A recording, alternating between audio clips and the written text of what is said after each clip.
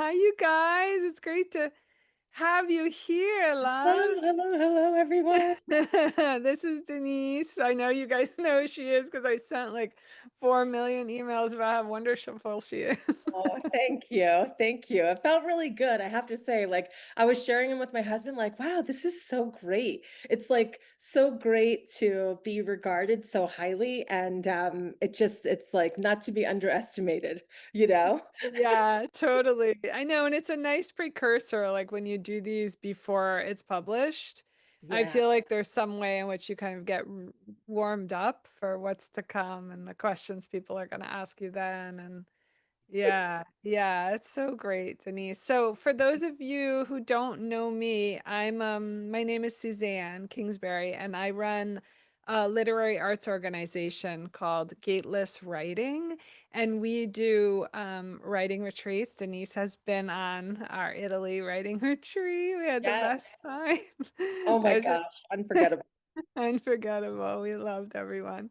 And we run writing retreats. We run a teacher training for writers, career writers, and then we run a 10-month postgraduate academy. I mean, it was started as graduate, and now it's for writers with work in progress. So Denise is a two-time alumni of the Gateless Writing Academy. She got her book deal during the first Gateless Writing Academy, and she and I have become really close for like many reasons, but mostly, as you'll see today, she's honestly one of the warmest, most approachable people. Thank And what I love about Denise's work is how she comes from, like we say it all the time, oh, we're coming from the heart and all that. But honestly, when you hear her story, she came from the heart and she came from her own wound in some ways. You know what I mean? It's like the thing that felt really broken to her growing up and the places that she felt pain, it was almost like she turned around, looked at them, and then turned around and said to the people that are there, I'm here. Like I'm gonna be there for you. And I think, Denise, that that's one of the reasons that everybody wants to share with you and that you've built a book around the secrets that we tell and the secrets that we keep and the secrets that grow inside us that can really, in some cases, like thwart our lives and ruin our lives. And Denise is just an incredible storyteller. And I really want to talk about the power of storytelling today and sort of how she believes that storytelling can in essence save our lives. you. And maybe the last thing I'll say, Denise, because I've talked a lot about your credentials in the email, so they know what a sort of powerful, powerful woman you are, is the inclusion piece and the piece about in this day and age, we really need to stay focused on it. Just because there's a idiotic framework, in the government does not mean that it's true that it's not trending now. It is. And we need to speak about equity and we need to start inviting people into our spaces that don't look like us because that's where the juice is and that's where the power is. And if we don't, I mean, when we were in Italy, we had people from all over the place, Nicaragua and the Yeah. Middle East. We had people from the Caribbean, Puerto Rico, like everywhere. Yeah. So, and we were all telling, they were all telling their first gen, second gen stories, and it was so rich and so interesting. And we never got bored, and we never got petty because it was so big. So Yeah. I do want to welcome that today, Denise. Denise was just telling me I always use my middle name because I want to stay with my heritage and my traditions. So welcome, Denise. So happy you're here. Thank you, thank you, thank you so much. And I want to thank everyone and just acknowledge everyone on the call that found out about this because I told you last minute or maybe earlier, anywhere in between, if you're on this to support me and to hear a little bit more about the book.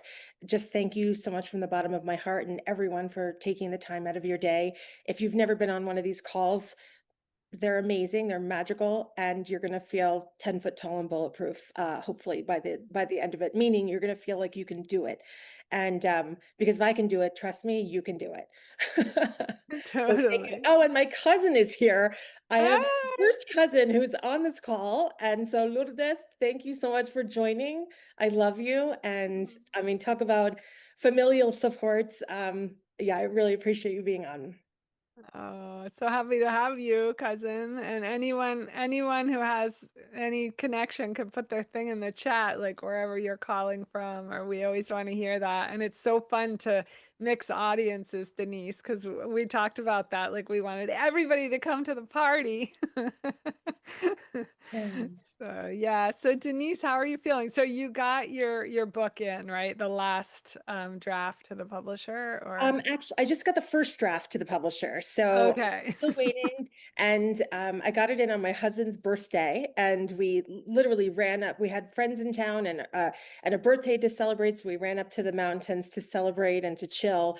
And that was August 1st. And I've been waiting and resting and thinking, and all these new ideas have been flooding in the mind, just like what you said. When you take a break and walk away, it's like all these ideas have come into, to the top of my mind. So I have a whole note section in my phone for that. And here's something exciting. The other day, I received some three different concepts for book covers, and I know this is going to sound weird. Like, and the same thing happened with my film. Like, I made a movie, but then like it wasn't real until actually there were other people watching it, other people that I didn't know in the room with me. It's such a bizarre experience to create something, and it's so solitary, and then to have other people engaging with it is the wildest experience. And so when I got the covers, I was like, oh my gosh, this is actually going to be a real book. Like people are one of these, it's going to look like one of these things, and I'm going to hold it and other people are going to hold it. And it was like, it's like something hit me for the very first time, which is like kind of weird, but also very true. Yeah, yeah. Did you cry? I I remember totally crying. ugly cried, and I was like just like in a state of shock, and Mhm. really, tried to give good feedback. And yeah, it made it real in a way that it hadn't been real before. Yeah, yeah. It's so interesting when you have this idea and then you have like a manifested something, a form in front of you. It's a very it's like it literally like being the creator. You've just done it. You've gone from idea. I mean, I love that about your story, Denise, that you had that idea when you were home with the kids about the film. You had the idea already, then you found love and got married and everything. And then you really decided to make it happen. And can you tell that about so we're talking now about the film, which actually ended up leading Denise to Gateless and then to the book and then now to the book deal. So it's like a very interesting trajectory. But can you tell us about your first dream of like what you wanted to do? Yeah. So I always say that my mother does not like this part of the story, but I actually had the idea in a bar, and in a bar in Miami is where I got the idea, and at a very low point in my life. And the reason why it's important to share with you that is because when I say low, I mean I was engaged to my college sweetheart, and the engagement broke up. Thank goodness. That was the best thing that could have happened, but it also was very disruptive. I was laid off from an incredibly cushy job at a music magazine. In the breakup with my ex-fiance, I ended up getting like the not so nice car. So I was driving stick shift with no air conditioning. And it's just like everything that could fall apart fell apart. And Yeah. then I'm out with friends that are like, come out with the bar, like just hang out with us, like just to like lift my spirits. And while we're at the bar, we end up having this incredibly profound conversation about, and this is in the late 90s, so no YouTube, no internet. So just books, which I devoured all the books that were around identity and Latinidad, and this expression, ni de aquí, ni de allá, not feeling like you're from here or from there. And so we're at the bar, and a friend of mine leans over and he says, have you ever felt like you weren't Latino enough, though? Like your Spanish isn't good enough, and like you're just like not good enough in either side of you? And that was like this incredibly profound moment for me because I was 26 years old, And I thought I was the only person who felt like that. And then I realized that I wasn't. And the rest of the night ended up being the most profoundly nurturing, like medicinal conversation I'd ever had. And it made me realize my whole life I thought I was alone. And in fact, I wasn't. And I was not a filmmaker at the time. I had never gone to school with it. I don't have millions of dollars to make a film, and I didn't know anyone that made a film. So I don't understand why I felt very compelled to make a film, but I started writing on napkins what everyone said, and I shoved them in my purse, and I said, "I'm gonna make a movie about this exact feeling. Like other people need to know this feeling. This will literally save the world." Um, and my friends were like, "That's great, Denise." Like they didn't want to remind me what a mess my life was. They were good friends. So they believed in me. So anyway, from that point on, it took 17 years for me to really have the guts to start working on the film, because for 17 years I just didn't feel like I was good enough. I didn't think I was the good enough Latina. I didn't, for all the reasons, right? All the reasons that we put in the way of the things that we want to do. So for many of you who are listening, if there's a book that you want to write, there's probably, if you haven't written it, there's probably a whole bunch of reasons that you put between you and writing it. So I did that too for 17 years, until one morning I was just sick and tired of believing my own lies to myself. And I decided to begin. And I actually said to myself that day, I'll take the rest of my life trying to make this happen, because that's how much it meant to me, wanting to make sure that people didn't feel alone, that had the same lived experience as me. And it makes me emotional because I still feel like that. I feel like I'm here on this earth for that purpose, to make people remember that they were not alone, and that they're not alone. Because I believe when we feel connected to each other and our humanity and the way that we're more similar than different, I believe that's an incredibly creative and a beautiful canvas to create from, and to contribute from. And the opposite is almost what we've got now for many people. Yeah, that isolation, that feeling like, oh, I'm having these feelings and these thoughts and nobody else has ever had them. And it feels like when you went on, so when the film got made and you started to tour, and then people would come up to you afterwards, and that was when you realized like, oh, I'm like a secret magnet, I'm like a secret whisperer, like I said. So, did you feel when that happened that they were telling you this because you were talking about something that was transcending the alienation and the isolationism like in another way, and then they were like, oh, this opens the door for me to be able to talk freely? Or why do you think that the secrets came to you? So I don't, there's still a part of it that I don't understand, because it actually now happens like on a line at Starbucks, or while I'm going to deposit a check at the bank. Like, I don't know. There's like this element of people just confide things in me in unpredictable places. When it comes to my speaking or screening the film in a public place, I have a theory that there's something that happens when people feel like a level of being seen and validated, like like fully, like to an extent that they never have, that the next thing that they think about, or that's on their heart, is like something in the way of them experiencing it longer, you know? Interesting. Yeah, I do And know. and then some people, not everybody, but I always have, this happens every single time I do a keynote and a screening, and people will just share with me things like, they'll say, "I've never said this before. I've never told anyone this before. I just feel like I need to tell you," you know? And and so um and so I'm not really sure, but I do think when people feel, like I said, seen and validated, and like there's this kind of set point, where this neutral set point, and then we crave that when we realize immediately what's in the way is this thing that someone doesn't feel permission to share for some reason. And trust me, I had a whole lot of secrets too. And the thing that was hard for me was I couldn't identify with them. I didn't want to. I didn't understand it. Like, I would just say back, like, thanks for sharing that with me. But inside, I would be like, why are they sharing that with me? Like, what about what I said made them feel, um, like safe enough to share that with me, and like what's my role here. And it happens so many times. When I say it so many times, I mean hundreds upon hundreds of times, Right. that I decided, like, okay, if it happens this time, this night, if it happens one more time, then I'm just going to surrender and do something about it. And and like someone guide me, because I'm not really sure what I'm supposed to do with this. And then it became this feeling of a responsibility, because I started to understand my why why am I held back by my own secrets? Like, why didn't I share certain things in the film? I had a platform. I was making a film with an Oscar nominee. I had this huge opportunity, but I held so much back.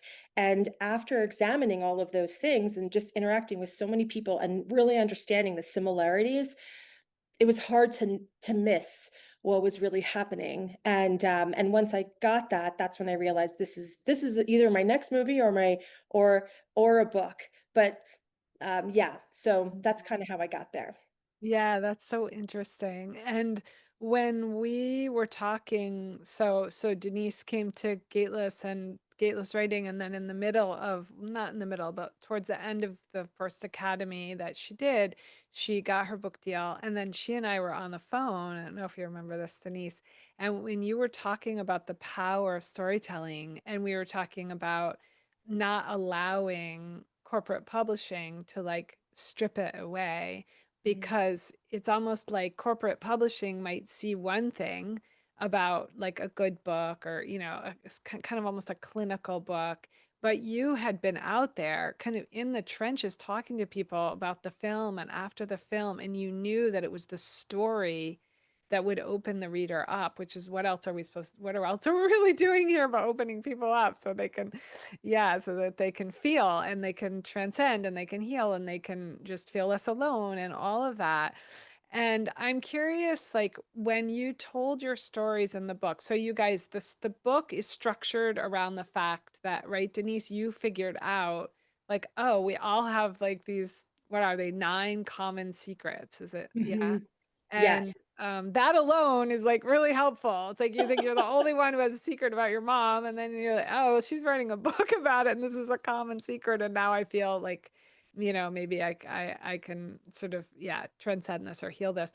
So when you went into the storytelling part of it, how did you manage that relationship with the publisher in terms of really staying in the authentic mission that you had of like storytelling has to be the core? Can you talk to everyone a little bit? Because it was a very interesting time.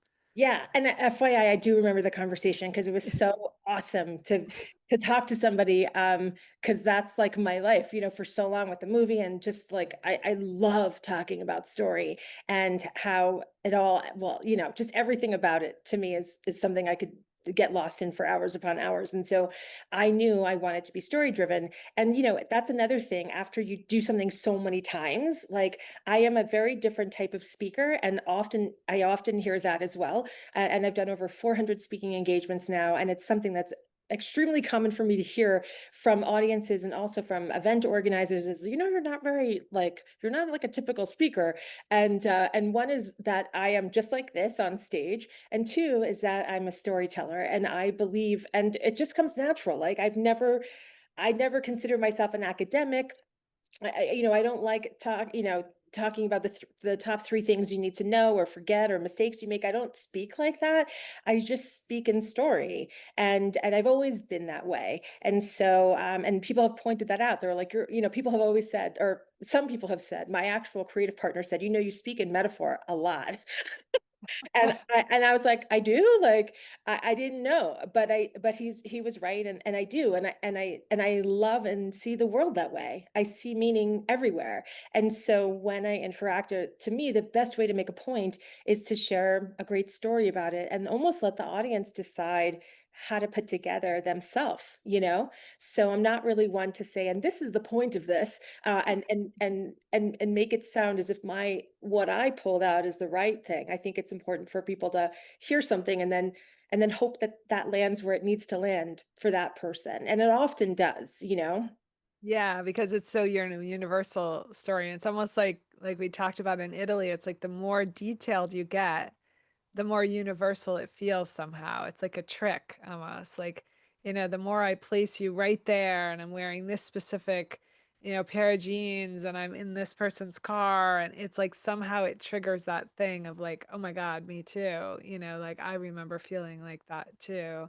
And you do that so well. And I think that was one of the main things that your academy writers who were with you talked about that quite a bit. Like, oh my God, she's such an incredible storyteller. Like it's so vivid and it's so um Thank you. cinematic.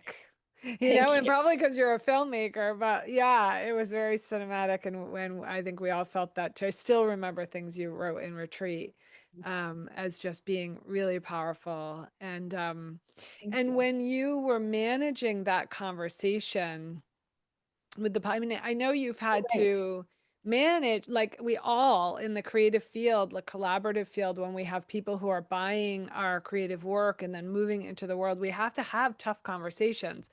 And do you feel like there's like, how did you manage those conversations? How were you able to kind of put your value forward in terms of knowing you wanted story in there?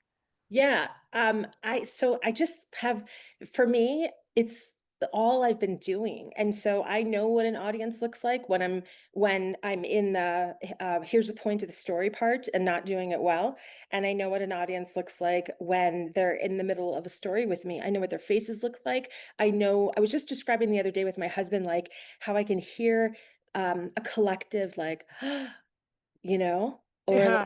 and that's like, we don't think anyone can hear us, when when we're listening live to somebody in an audience of thousands, but the speaker can hear you. And these are little tells. And I was telling him about this moment. I just keynoted an event in San Jose, and I could hear certain things, and I had some new material that I was testing out, and I heard that, and that's how I knew I was on the right track. And how I know is I'm on the wrong track is when I see this. Mhm. Or when or just there's like this blank stare. Like you just know. Like when and then there's like this face that people have when they're like fully with you. And it's a face and it's an energy and it's like it's almost something hard to describe with words, but it's this incredible feeling. And after doing it hundreds of times, you just know what it is. And it's always when I'm sharing a story. It's never when I'm sharing the point of the story, you know? Yeah. And so Yeah. in those conversations, I was like, this needs to be story driven. That's what I am. That's what started my whole platform was a story, a story made up of multiple stories, a chorus of stories that we put together. And then that's all I do when I'm on stage. If I do it well and I'm proud of what I did, I told a lot of really important stories that hopefully made an impact on somebody and made them realize something profound, right? And that's what I want the book to be. And certainly I know that a book does need to have like something concrete. And so what I did in the book was and we'll see, how this all plays out. But what I did was I asked certain questions. And so sometimes on stage, I will ask a question. I'll share something and then I'll ask the audience a question. Like, I want you to think about when this happened for you. Like right now is when you should be thinking, like how does this, like I get very specific. And so I actually do that in the book, and I ask like these rhetorical questions, but they're in the middle of a story, but not, hopefully not to be interrupting of the energy of the moment, but strategically placed questions so that if people are taking notes and they're like, oh my gosh, I want to journal about that, or for me, I'm really close with my husband, and I could see hopefully somebody in a relationship with a girlfriend or boyfriend or someone special, significant other in their life, asking them, the question that I posed, or being alone and having something come up and then journal about that. And then that's the way to the knowing, not me saying, let me tell you those 10 steps once again. And nothing against that. It's just not my gift. I'm really not like I'm not ever probably going to be like a 10 steps to X thing person. I read those books and I seek out that information. It's just not my talent. It's like you really see from story, which is also what you talked about the film and in the film, just sort of like this is how we connect. And maybe other cultures are different than that, but this is how we do this kind of thing, and we've always been doing it. And this is how we survive, is through storytelling. And when you think about the secrets that you were talking about in the book. How did you manage to like, what did you run into when you were like, okay, I'm going to talk about my mom, or, you know? Yeah, this is the hard part. So I'll be super honest. Like you and I did talk about structure quite a bit, and there were these, and if you don't know me, I just get emotional. I'm very in touch with my feelings. And when I talk about my work, I probably let the feelings flow even more. So in the process of working on the proposal and stuff like that, these little lines came to me as far as like something that you teach the arc to meaning. And it's almost like this person, like me in the future, um, like guided me to write like the point of every chapter. And like, oh, can you still hear me, Suzanne?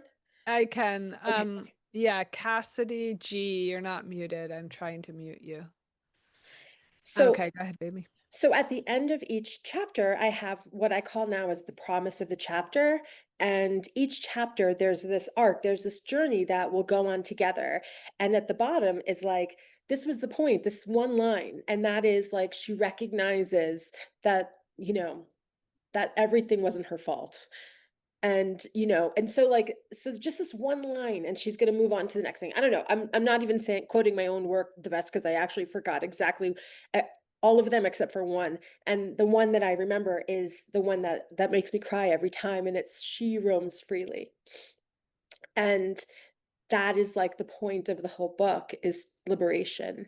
And so what I did was I took all those secrets that people told me, the 9 buckets, and I decided to share my own, what I would call secrets, because no one knows them, right? And offer up my own truth, not to like do anything except for to let the reader know there's someone else out there that dealt with this too. And it's all kinds of stuff. Like you mentioned, a really challenging relationship with my mom, like a really challenging relationship, right? And extremely, extremely taboo in the Latino culture to admit that. I mean, incredibly, incredibly taboo. And secrets about mental health and my relationship with my therapist, and secrets around my postpartum depression and the truth about what happened with that, and just sexual assault and domestic violence, all things that probably everyone on this call has dealt with, either everything I just said or some of what I just said. And I offer a very specific story in the beginning, and then we get to the universal. And so I'm basically telling at least 3 big stories in the whole chapter. And the point is to take the reader on a journey of her own liberation. And it's not to necessarily so some people have asked me, like, oh, do you want people just to start sharing their secrets now? And would I want that? And well, I guess I do, because I wrote a book and I'm kind of sharing my own secrets, right? But like, the point isn't to do that. More than the point is to know, first, you're not alone, and second, if you read something that I've said and you're like, oh my gosh, me too, that you know that all you have to do, and all really the point is to find one safe person to tell. Because I believe in that telling, that's the beginning of your liberation, right? Because oftentimes people will share their secrets with me, and then they'll say, so that's the reason I can't make my own movie or write my own book or move across the country, and that's why I can't. And they would couple these things together, like this terrible trauma, this terrible thing, and they would couple it, and they would like try to convince me it made sense, and it really does make sense, right? Like on a certain level, but it's so sad to not have the opportunity to like decouple those things, and like what's the opportunity for all of us is to heal from those things, and to discover like what do we want to do with our life, if this obstruction wasn't there, if I could be healed, if I could at least tell one person, if I could start this journey of not believing I'm broken anymore. Yeah, it's beautiful. It's so true. And I think for the bravery of it, you know, that's to have one person be the leader. And what I think is interesting about today's day and age is there's this like this warrior thing of like, you have to be vulnerable and, this is important for corporate structure and everything. And it's like, there's a way to this that can really guard the heart in a beautiful way so the heart doesn't get broken while that vulnerability is happening. And I feel like your ability to take secrets and storytelling and jigsaw them together so that it's not this. I watched a TED Talk yesterday that I had shared the link with some of my Gateless teachers, and then I realized afterwards, like, oh God, don't watch this because it was like really yelling at the audience. So what you're doing in the work is really giving this breath that we can take when we're experiencing the story to decide on our own, to feel on our own, like, oh God, I have that story too. And the questions, it feels like, again, Denise, are just like this hand that reaches out to the reader and says, like, I know that was big for you because it was big for me. And if it's big for me, then you're with me. We're all connected, and especially readers and writers. It's sort of why we read, to be connected to that voice and the person behind that voice in a way that's like magic, really. It's Mm. like you're going to have readers that will never lay eyes on you in person, will never talk to you, will never be able to be in a room like this with you, that will break free because of this ability to talk about the fact that we're keeping these secrets. Yeah, and actually, I was talking to or emailing back and forth with Deepa, somebody else that you're friends with, and that's a part of the work and a part of the symposium. And she had seen my film, and she said that her husband was from Sri Lanka, but he grew up in Australia, and she thought that he could relate to it too. And then I ended up telling her one of the first. It was actually a note that I received from a woman from Sri Lanka that made me realize that my story was universal and that what I had done was help a lot of people feel less alone in this not enoughness. And so that is where I get the knowing, because so many people have said, oh, in this scene, when you said that, and when you shared this, that's when I knew, that's when I knew, that's when I knew. And so it's, this collective voice over the last 9 years of people sharing with me all the scenes and the films and the stories, and what hit them. And then it's the stage work too. And so it's, to me, undeniable that it's the stories is what's hitting people. And the other thing I wanted to share was, every chapter is addresses a taboo in the Latino community. And so that was also a concern, like, oh, I don't know, even though it's my heart and it's what I want to do, is only right to my Latina sisters, very specifically, because I see them suffering, because I've met them on the road, because I see us as a community held back. And oftentimes all I see is talent, beauty, effervescence and passion, and then what I hear is all the reasons why they feel broken and held back, and they can't have the life they want or do the thing they want to do. And they're the ones that told me the secrets. And so my concern though was like, am I going too small, right? But then I only had to remember my film that was very specifically for first gen Latinos. And then I heard, and I continue to hear from people all over the world that they identify with it too. So I guess I'd be lying to say that I wasn't concerned that the specificity of the book being written to Latinas specifically didn't make me worry that other women wouldn't want to read it because they didn't believe there was something in it for them too. But I haven't spoken about the book a whole lot, except for to say that it's about secrets and taboos. And often what I hear, and this isn't a lot, it happened on a soccer field a few years ago, this woman saying, Irish people have secrets too, Denise, right? Oh my I gosh. was like, Okay. yeah, I do. We're all humans. Oh, We all have really? secrets. So like, anyway, I just wanted to address a few of the things that you said, but also be honest that it's scary. The way I'm specifically really writing this to Latinas, and but it's who I want to write to, and my hope is that other people will believe that there's something in there for them as well. Oh my gosh, and there absolutely is. And yeah, I mean, oh my goodness. Yeah, it's hard to touch that one with a 10-foot pole, the second one. But I think that was an interesting discussion. You and I talked about that, you know, audience and sort of the ability to niche it and being brave enough to niche it. And I think it's the same thing, kind of as being brave to tell that specific story that'll open us up. If we know who our audience is and we're talking so intimately to them, we want to be there too. You know, everybody wants to be there. And I mean, you look at the collection of books that have been written that have opened all of our eyes that were written, say, for the Black community or for, I mean, those are the books that have been seminal in changing the conversation. So it's really beautiful. For you guys who don't know her, Deepa Purushothaman also wrote her book in the Gateless Writing Academy, and it came out a few years ago, and it's called The First, the Few, the Only. And she also, right, Denise talked, she decided that she felt alone in corporate, a woman of color. She realized she'd been such a corporate Olympian that she hadn't really talked to, you know, been able to talk to others. And she wound up having these dinners across the country with, it wound up being like 500 women of color Amazing. in power positions in corporate America.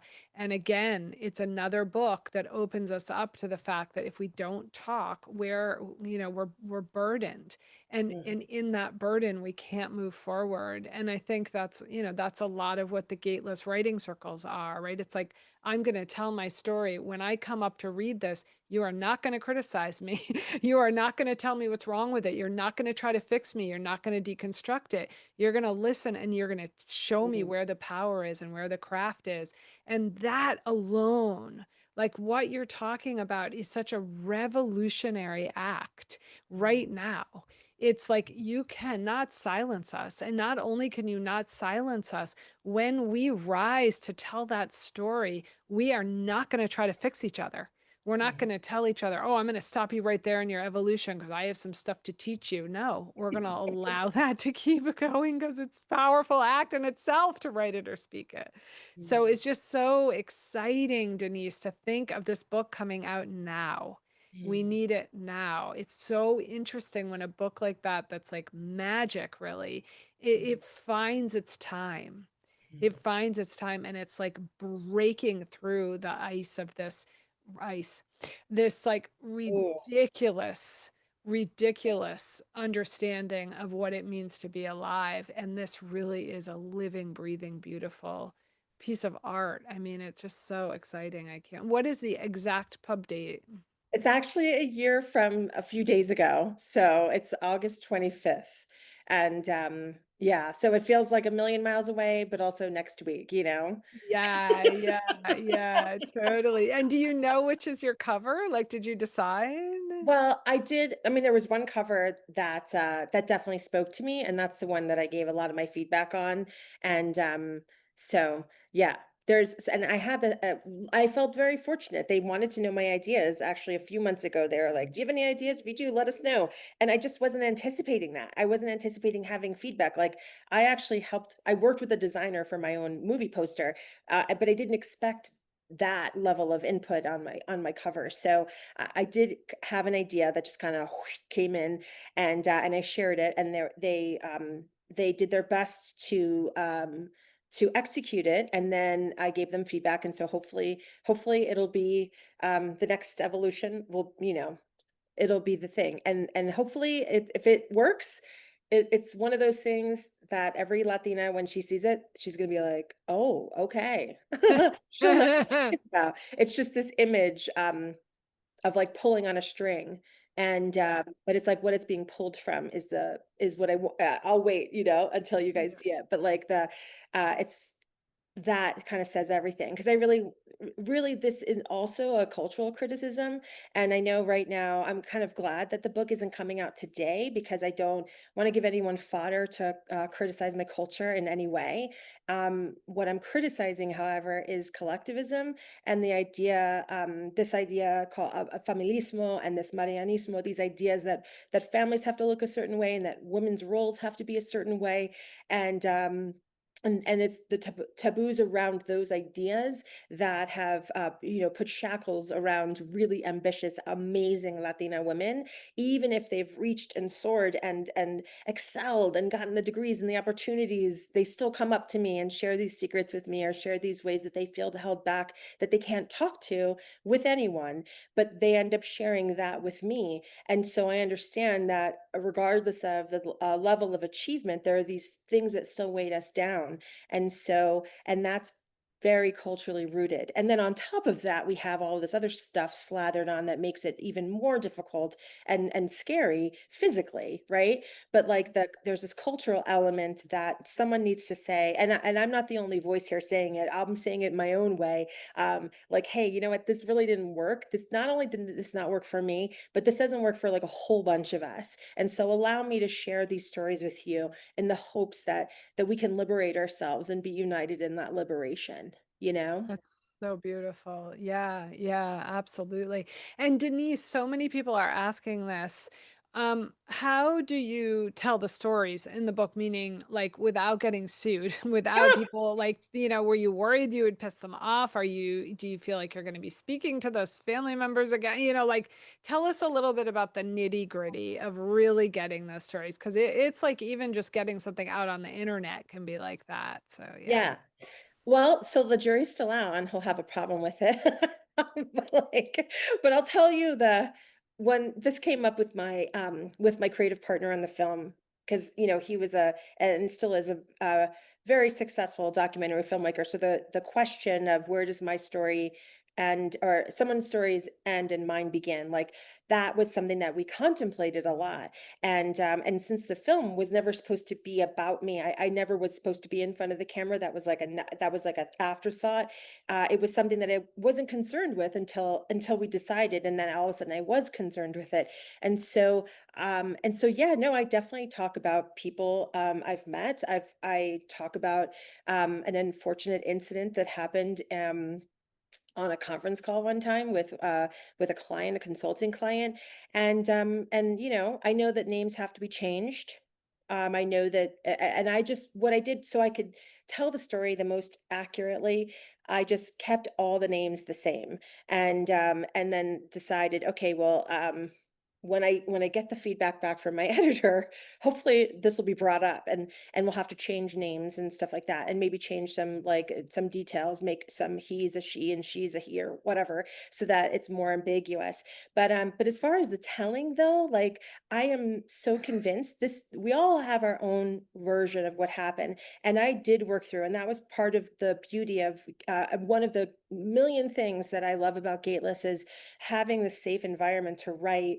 And for me, it was the angry, angry, angry drafts, you know, and that a lot of that kind of erupted in Cortona, and I didn't even know where that was coming from, and it's even emotional for me to think about it. But I felt so safe to just be angry on the page. And so there's a lot of things I actually wrote that in some way, shape, or form in Gateless that are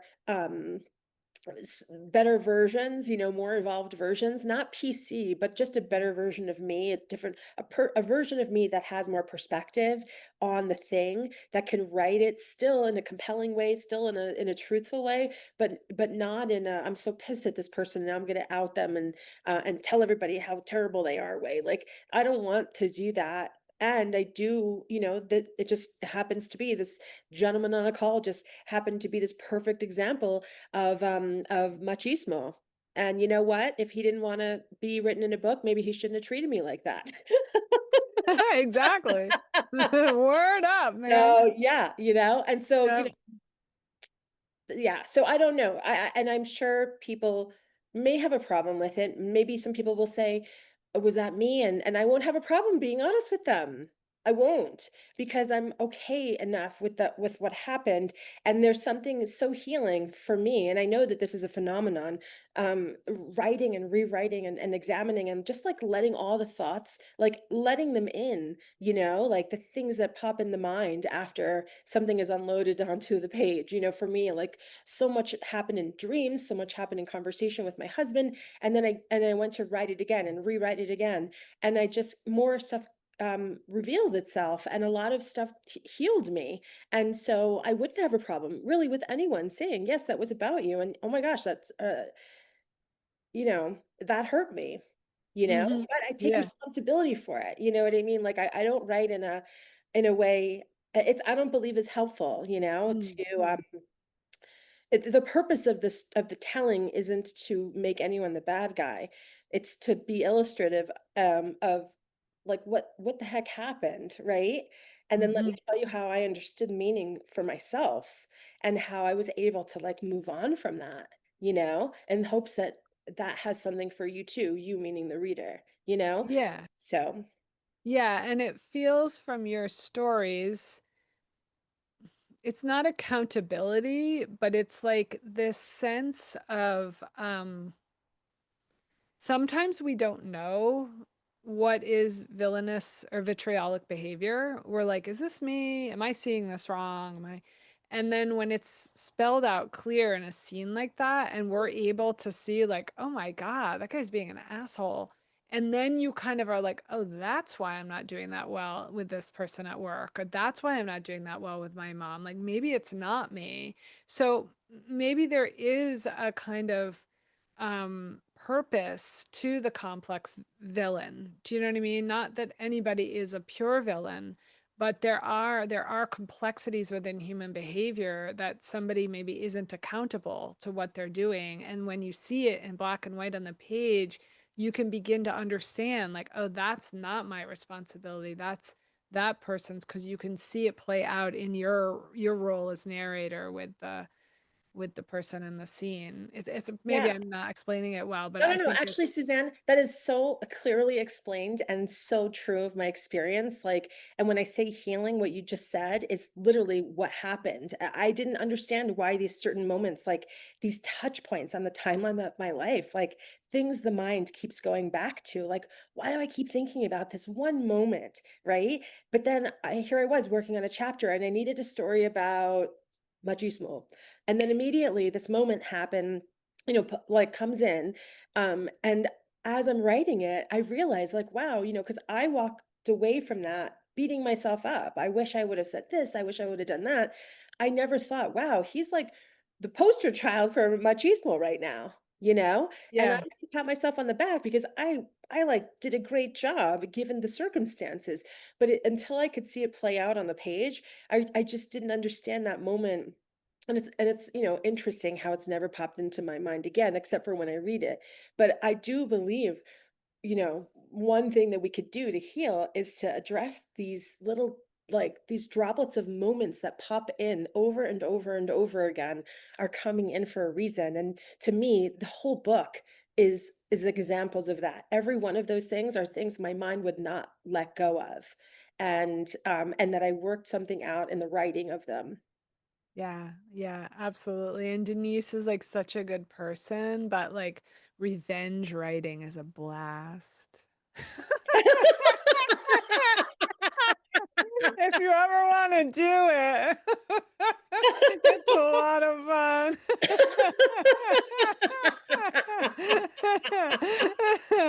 Oh my God. That's awesome. You I don't love have to that. publish it if you don't want to, but it's better than erotica sometimes.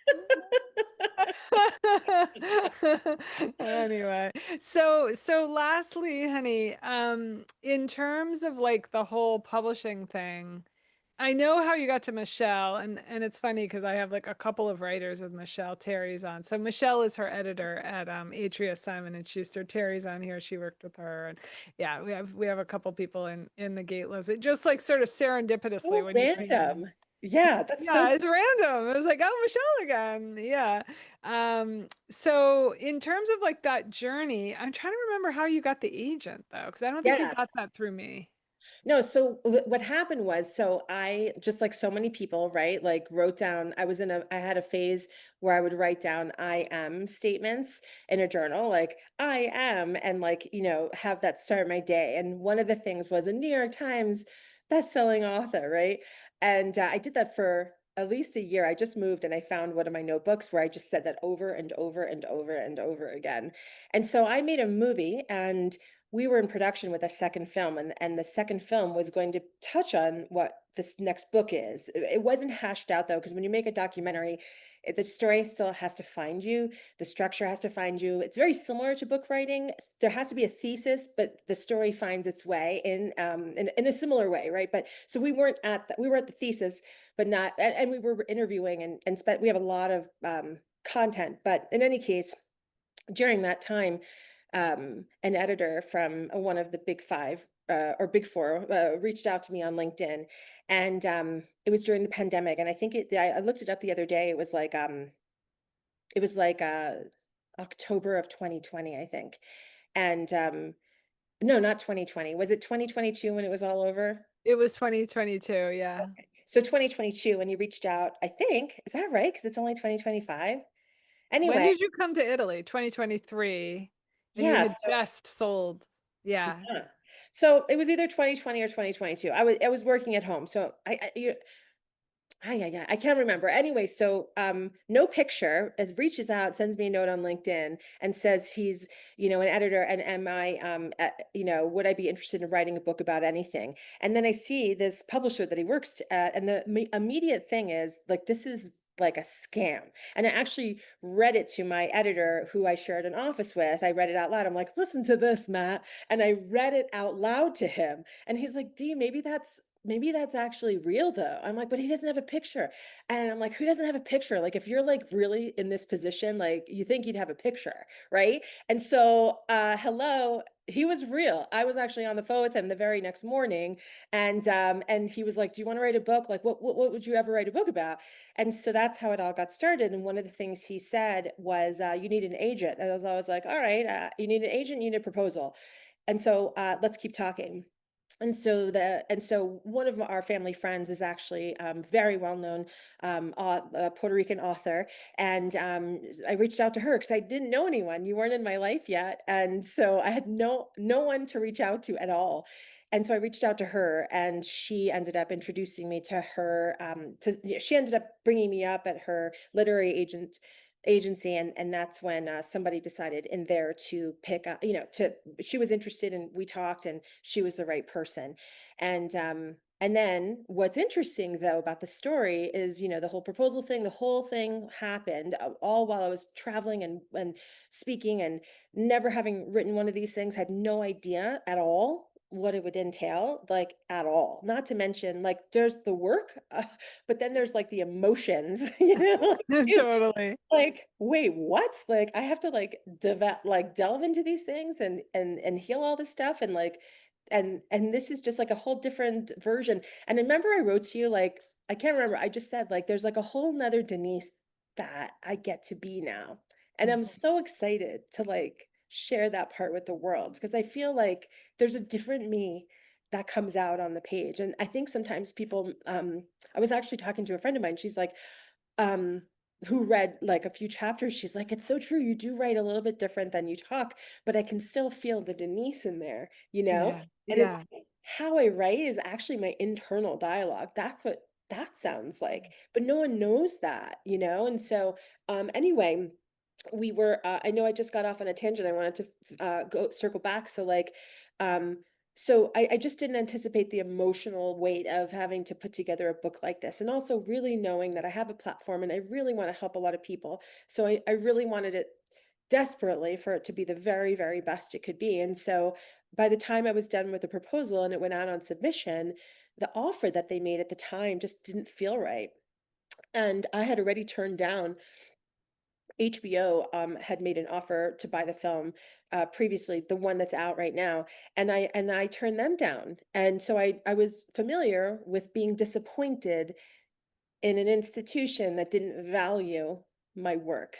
And so, although it was hard to turn their offer down, I did turn it down, and then felt very much like I was in a free fall, because I was putting myself in a situation where I had kind of like a sure thing, for lack of a better word, but then also really felt like, you know what? Like, after all this work and after all this time, like, no, like, I will be out until I am matched with the person that I believe can honor this story and take it all the way. Like, my everything in my gut was saying no. And so we went out on submission, And my daughter loves Billy Joel, and we went to for her birthday. I'd gotten tickets at Madison Square Garden. I live in Denver. I got tickets at Madison Square Garden for her birthday gift, and so we were in town in February of last year, and I had a chance to meet my editor in person, and I knew right away that I wanted her to edit the book and that she was interested. And then, she, ma it looked like it was gonna go to auction, and then, at that time, there was several, publishers interested, and then my agent called me after I left my meeting with her, and she said, that she wanted to make a preemptive offer. So I went to the Billy Joel concert, like, with my daughter, like, so excited, celebratory, and then, that's how that all went down. A story I very rarely tell in this, but I think to anyone interested in writing a book, that's one of the gazillion million ways that this could possibly happen. Yeah, right. There are a lot of ways. Yeah, but that's so beautiful. The part that Casey mentioned in the comments is just the ability to stay true. You know, like this isn't right. I want someone who really supports it, and I think that's 100% true. I wanted to tell you that a lot of your Italy retreat peeps are here. Sarah Johnson is here, Alida is here, Farah is here, Lizzie is here, Angie is here. Yeah. I'm sure more people. I can't see them all, but yeah. Anyway, Denise, I we actually just write about it, just so you know, do you? Oh my God, I didn't know that. Yeah, it really because the last chapter is She Roams Freely, and so it's about that chapter is about unkept promises. And there was a promise I made in my to myself when I was 16 that just went pear-shaped, and my brother was killed in an accident when I got home from Spain, and from a trip that I wrote this is all in the chapter. And so for me, going to Italy was like a chance to keep that promise and to see myself as this woman that I always wanted to be. And oh, it's so emotional, but yeah, so it made it in there.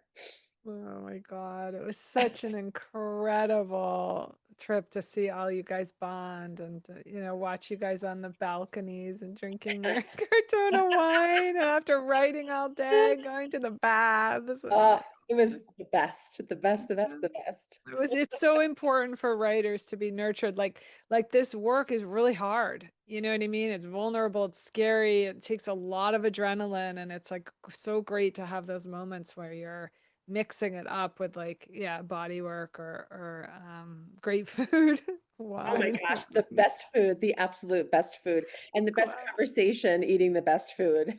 Oh my God. Lizzie and I talk about it all the time, how stimulating it was at that table. It's like, yeah, incredible people. Denise, you have been so, so generous with us. And I am so grateful. I love having you in my life. And as one of my Oh, thank writers, I feel you. just so like abundant whenever I think about you, whenever I'm in the Thank same you. Zoom room with you. I hope to be in the real room with you sometime.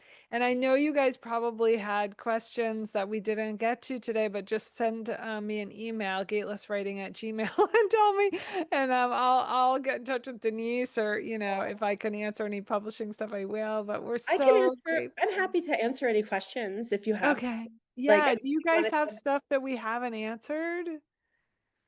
Tell us, tell us. I'm looking through the comments. Um, how do you talk about yourself in a quick elevator pitch? It depends. Can you imagine being in an elevator with me?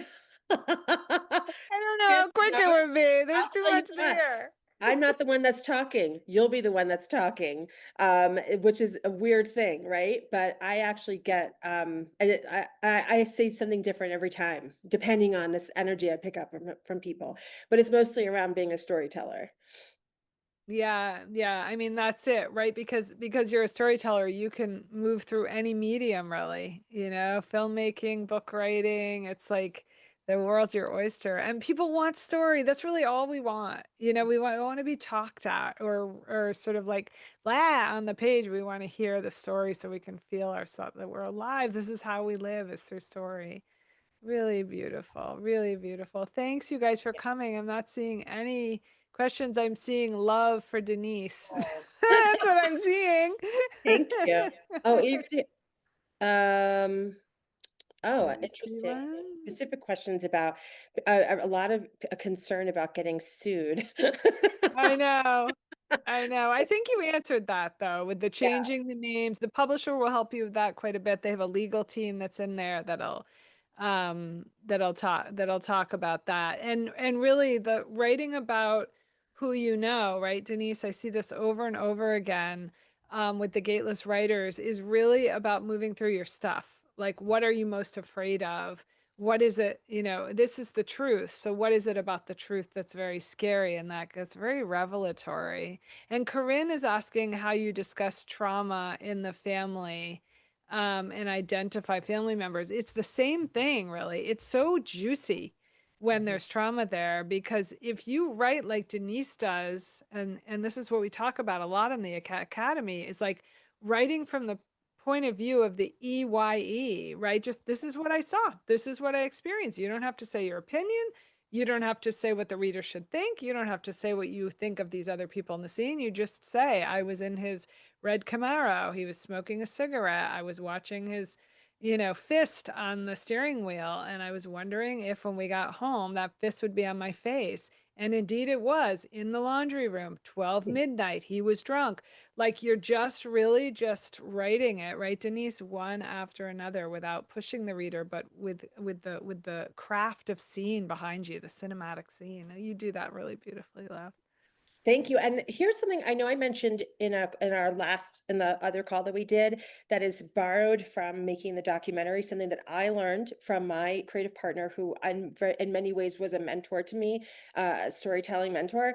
And it was always before he wanted to shoot something hard, like, so if you've seen my film, there's a graveyard scene. I did not want to shoot that scene. I did not want to, I was like resistant, right? But there are other interviews that we did where I was not behind the camera, I was in front of the camera, and he told me what he was going to ask me about. And in my resistance to quell it, he said, "Let's just do it. Let's just do it." And just answer however you would answer. I'm like, well, I don't want to say this. And when you ask me this, just ask me this way. And I was being very like type A controlling, right? And he's like, just say it how you told me the story yesterday or whatever. And so, and then after we'll edit it. If you're okay putting it in, we'll edit it to where you feel comfortable putting it in. And there was something in the allowing myself to go there, even in conversation, um, and exploring the idea and being in the graveyard and feeling and actually crying or talking about being bullied or all the things that I shared about in the film, that was healing to me and that made me less concerned about who might see it. And like, and so A, and then B, editing in films, the same thing as editing on the page. And exactly true what you said, like the EYE. I describe a very, very painful scene with my mom, and she's sitting on the bed, and I literally just describe what happened.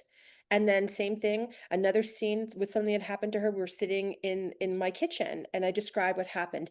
But it's not. But I have the angry versions of those. Those were like version 1 of 15. Like I'm not. They those. That's not why I cry when I read my stuff. That's not where I cry.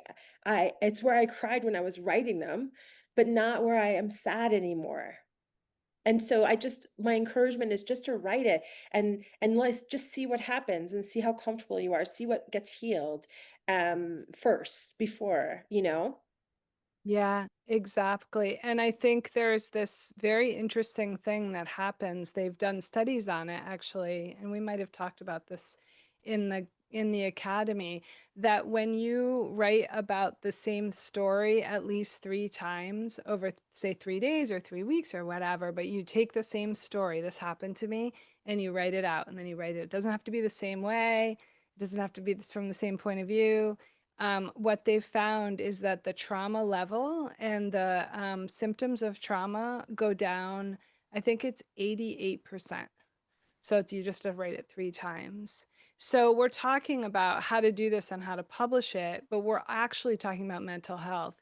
And we're actually talking about what it means to write and the power of the written word and the spirit of the written word in its ability to move back in time with you, you know, and go back into that scene and be there with your mom or be there with your ex or be there with the uncle or the aunt and feel that the words are wrapping around your experience and holding you in that experience. And then you go back and you write it again. And that's what revision is.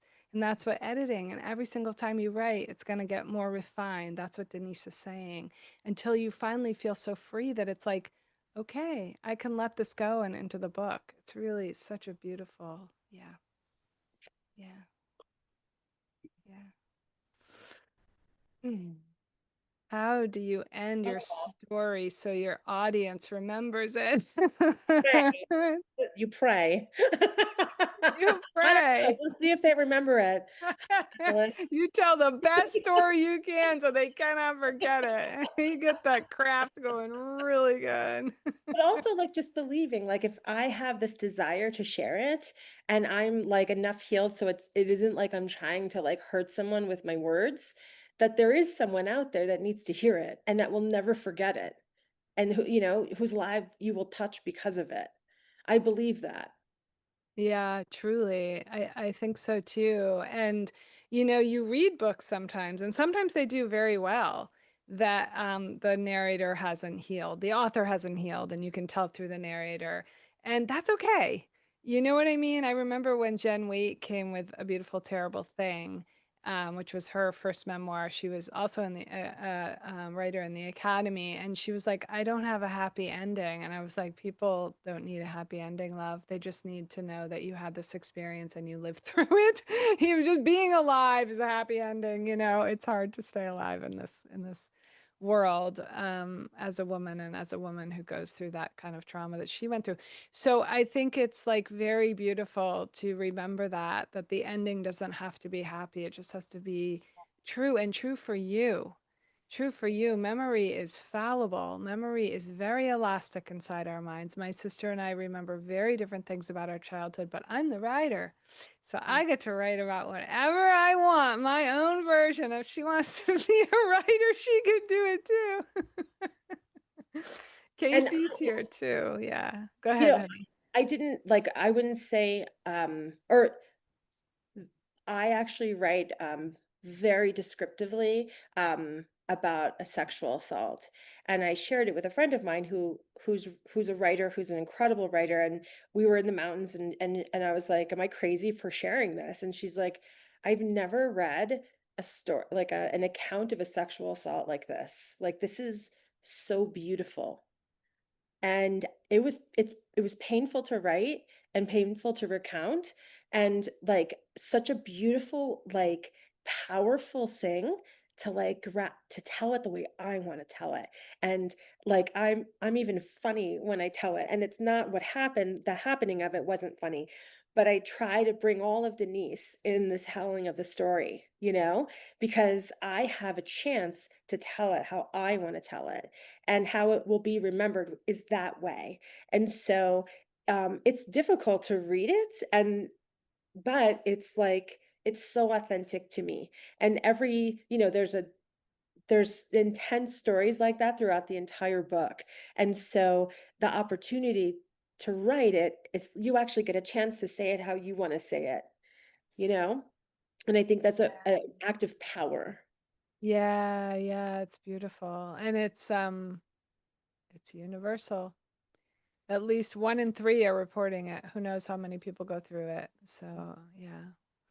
All right, my loves, we better go because it's already 14 after. But Denise, thank you again. And this is not the last time we'll speak with Denise. She's I like, hope not. This has been great. Thank you she's so here for good. So I love you, sweetheart. Thank you so much. It's been just as it always is with you. Like I couldn't believe it. I looked at my clock and it was quarter of, and I was like, where does the time go when we're with Denise? I don't know. It's timeless. Anyway, you guys, we'll get it out to you when the book is in pre-order, of course. Thank And you. yeah, let us know if you have anything that you want to share that you didn't get to share today. And Denise, I just love you. Thank you. I love you too. Bye, everyone. Thanks so much. Mwah, mwah, Bye, mwah. you guys. Thanks for coming. You were such a great, great group to have. Mm.